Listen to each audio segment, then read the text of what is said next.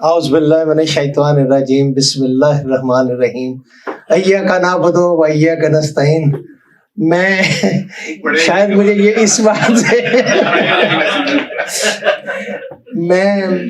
بہت زیادہ اس لیے خوشی محسوس کر رہا ہوں کہ اس وقت میں جس جگہ پہ جس مقام پہ کھڑا ہوں وہاں پر مجھے موقع مل رہا ہے اپنے استاد محترم کے سامنے بات کرنے کا۔ خوشنود علی خان صاحب 1988 سے میرے استاد ہیں۔ جب میں ان کے پاس بطور ٹریننگ رپورٹر جو حاضر ہوا تھا، اس کے بعد 1988 سے لے کر آج تک خوشنود علی خان صاحب نے مجھے سکھایا۔ اور ابھی نیچے بیٹھے یہ بات ہو رہی تھی، میں نے کہا میں نے جو کچھ سیکھا آپ سے سیکھا اور آپ کے نقشے قدم پہ چلنے کی کوشش کر رہا ہوں۔ دوسری بات یہ ہے کہ یہاں پر مدثر اقبال بٹ صاحب جو کہ بڑے بھائیوں کی طرح ہیں، میاں غفار صاحب ہیں، اس کے بعد خاص طور پہ ارشد انصاری صاحب کا ذکر کروں گا جو کہ 12 سال کنٹینیوس جو ہے وہ پریس کلب کے صدر منتخب ہوئے ہیں۔ ذوالفقار راز صاحب ہیں اور دوسرے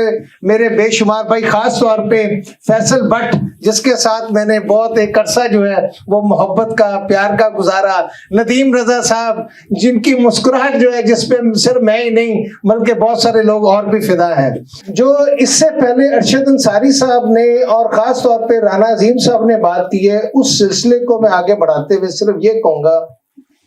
کہ پرابلم صرف اتنی ہے کہ ہمارے تمام صحافی تنظیمیں ہوں،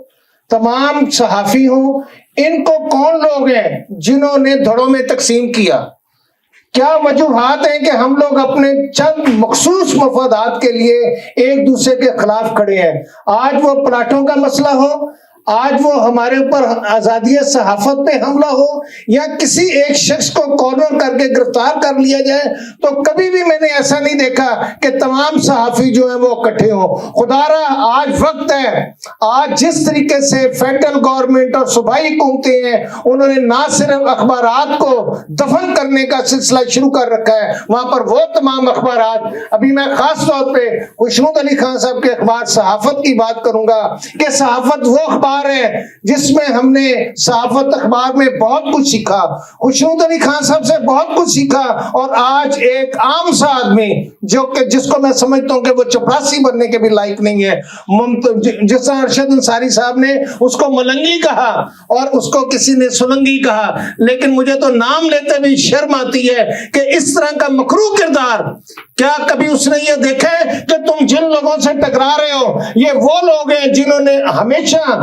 بہت بڑے بڑی اسٹیبلشمنٹ جس میں فوج کے بڑے بڑے سپاہ سالار تھے ان کے سامنے کھڑے ہو گئے؟ کیا تم لوگ وہ وقت بھول گئے ہو جب خوشنود علی خان صاحب اور مدثر اقبال بٹ صاحب نے جب صحافت کا علم اٹھایا اور اس کے بعد تم سے ٹکرا گئے؟ کیا تم نے مدثر بٹ صاحب پہ وہ تکالیف اور وہ پریشانیاں نافذ کرنے کی کوشش نہیں کی؟ کیا تم نے خوشنود علی خان صاحب کو اور مدثر اقبال بٹ صاحب کو تنگ کرنے کے لیے اپنے تمام تر حربے نہیں آزمائے؟ لیکن ایک بات میں بتا دوں کہ خوشنود علی خان صاحب جو ہمارے سپاہ سالار ہیں اور ہم ان کے سپاہی 1988 سے لے کر آج تک ہم خوشنود علی خان صاحب کے سپاہی ہیں، میں اس بات کا یقین دلاتا ہوں کہ میں زیادہ وقت آپ کا نہیں لینا چاہتا، دل تو بہت کرتا ہے بہت ساری باتیں کروں اور اس میں یہ بتاؤں کہ کس طریقے سے چھوٹے اخبارات کا گلا گھونٹا جاتا ہے، کس طرح کارکنوں کا گلا گھونٹا جاتا ہے، لیکن میں آپ کو اس بات کا یقین دلاتا ہوں کہ پہلے دن سے